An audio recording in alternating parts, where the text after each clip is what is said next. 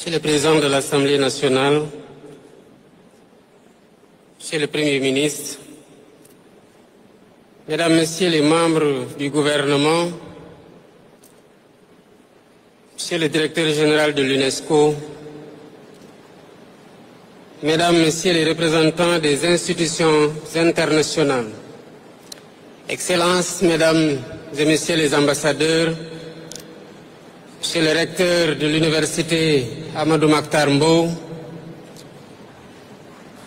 Mesdames, Messieurs les membres de la famille et amis de Monsieur Amadou Mahtar Mbow, Monsieur le Président de la Fondation Amadou Mahtar Mbow pour les savoirs endogènes, Mesdames et Messieurs, distingués invités en vos rangs, titres et qualités.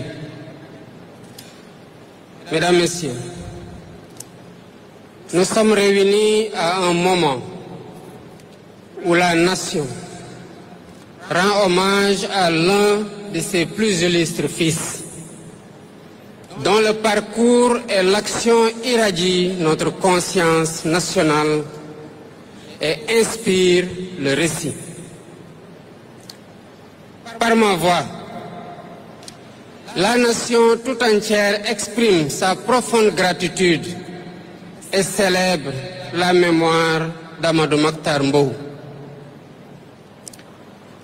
Gravé sur le frontispice d'une université sénégalaise, le nom d'Amadou Mahtar Mbow est élevé au rang des immortels. Il n'est dommage plus symbolique que d'accéder à l'éternité dans le lieu le plus prestigieux du savoir, l'université. En effet, quel autre espace de socialisation et de savoir que l'université pour favoriser un dialogue constructif entre les civilisations? La quête de l'égalité entre les cultures et entre les peuples, arlésienne de plusieurs décennies de lutte politique qu'il a menée, est toujours aussi d'actualité.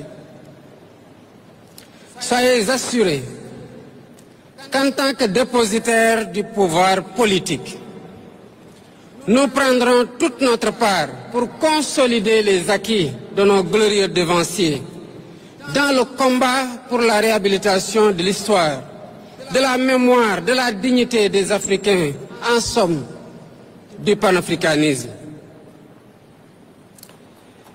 Mesdames, Messieurs, ce qui nous réunit transcende une cérémonie d'hommage dédiée à un homme. Nous nous réunissons pour accomplir ensemble un acte de conscience collective, un devoir de mémoire et pour honorer un rendez-vous de la nation avec elle-même. Nous nous réunissons pour un moment d'histoire où la mémoire devient la matrice d'un avenir commun que l'on doit sans cesse cultiver. Sous ce rapport, célébrer Amadou Mahtar Mbow nous permet de penser notre avenir en puisant dans les vestiges de l'histoire, les vertus qui demeurent encore les défis du continent africain, à savoir l'éducation, la culture, l'information et la communication, l'égalité, j'en passe. Il s'agit à travers cette célébration de magnifier les politiques de reconquête mémorielle initiées depuis le début de mon mandat. Qu'il s'agisse de la quête de la vérité historique à la suite du massacre de Thiaroye le 1er décembre 1944, ou qu'il s'agisse de redonner à nos rues et à nos espaces de vie les noms de celles ou de ceux dont l'empreinte historique a façonné notre identité. Amadou Mahtar Mbow savait que l'intelligence n'a de valeur que lorsqu'elle élève l'homme et sert la collectivité.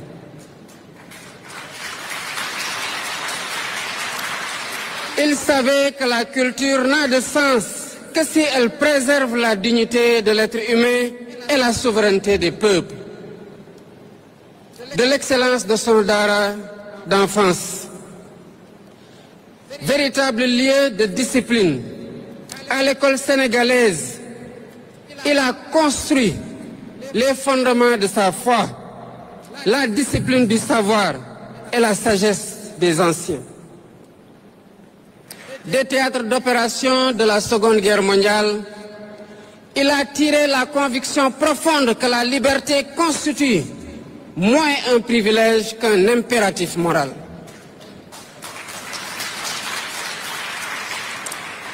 En président aux destinées de l'UNESCO, il a élevé ses fonctions au rang d'un engagement politique, se faisant le porte-étendard des peuples privés de voix et de reconnaissance. Mais plus globalement, dans un monde encore marqué par les fractures héritées de la colonisation, il est plus que jamais important d'entendre les voix qui s'élèvent pour dire que l'humanité ne peut progresser qu'en reconnaissant la dignité de toutes les cultures et l'égale valeur de tous les savoirs.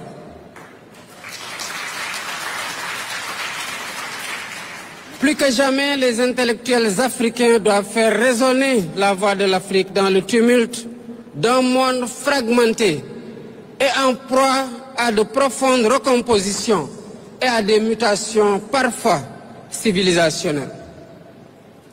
Plus que jamais, nos sociétés doivent encourager et célébrer les voix de celles et ceux qui, partout dans le continent africain, portent la cause des cultures opprimées, des langues oubliées, des savoirs endogènes non valorisés.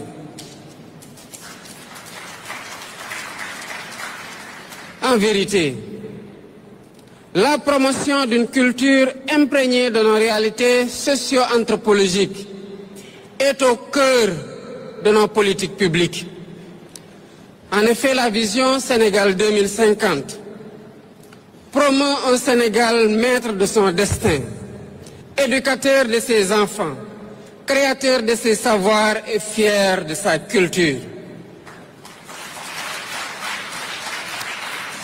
Nous pensons fermement, par une approche constructiviste, que l'éducation, loin d'être une dépense, est le viatique de toute prospérité durable. Elle est le soubassement même de la conquête de nos souverainetés. En tant que levier de développement, l'éducation doit participer à la démocratisation des connaissances et réduire les vulnérabilités qui traversent les pays du Sud. Mesdames, Messieurs, la journée qui nous réunit aujourd'hui démontre que la culture n'est pas un ornement, mais la sève qui nourrit la nation, la mémoire qui la guide et la lumière qui la projette vers l'avenir.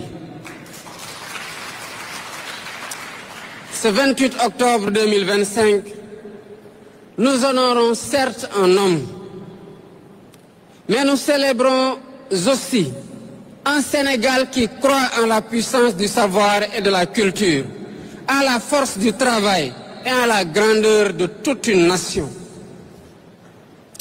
Nous célébrons un Sénégal où chaque école, chaque université et chaque dara aspire à être dépositaire de notre identité culturelle afin d'en assurer une fidèle transmission à la postérité.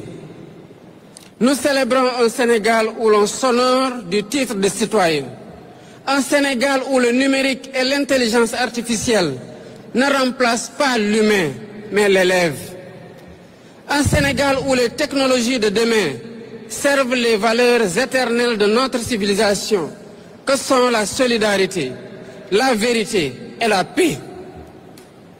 C'est dans cette trajectoire d'espérance et de continuité que nous avons inscrit la transformation digitale de notre système éducatif à travers la stratégie du numérique pour l'éducation 2025-2029.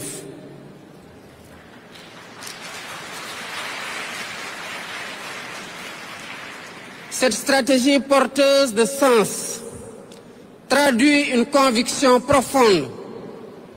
L'Afrique dans le passé, berceau de beaucoup de savoir, doit être aujourd'hui encore source de savoir qu'elle diffuse dans le monde.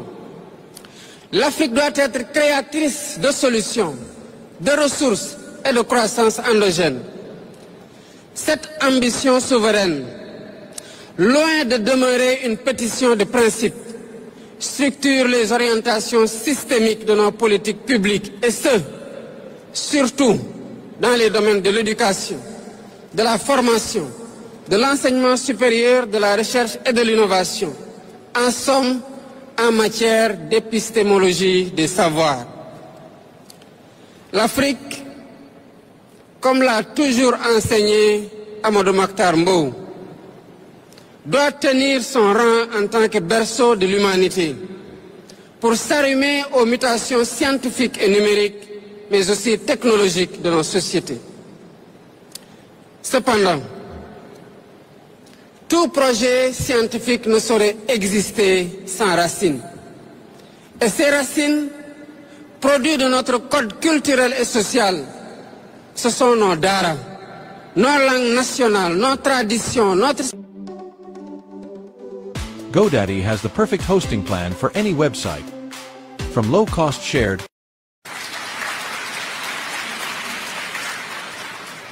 Nous avons le devoir sacré de préserver nos racines pour mieux les transmettre et de les magnifier pour mieux les transcrire dans la modernité. C'est pourquoi, dans notre réforme curriculaire nationale, nous avons placé les daras au cœur des transformations majeures. Ils incarnent ce lien vivant entre la sagesse ancestrale et la modernité numérique, entre la mémoire et l'innovation, entre la foi et la connaissance. Mesdames, Messieurs, au-delà des symboles, cet hommage est un pacte républicain et moral, un engagement collectif que nous devons à l'histoire et aux générations futures. La nation est reconnaissante à la famille d'Amadou Mokhtar Mbow, gardienne vigilante de sa mémoire. Je félicite également la Fondation Amadou Mokhtar Mbow, dont l'engagement constant contribue à faire vivre et à faire rayonner son héritage intellectuel, moral et humaniste. Au surplus, je saisis cette occasion de mémoire pour rendre hommage à tous les pères fondateurs de la mémoire nationale et à tous les héritiers de notre grande histoire nationale.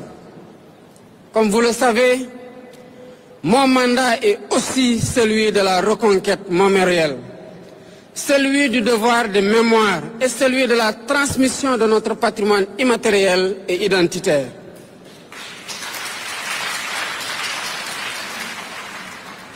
Mesdames et Messieurs, en réalité, la cérémonie d'aujourd'hui s'inscrit dans une dynamique plus holistique de réaffirmation de notre souveraineté par la refondation morale et éducative de notre pays.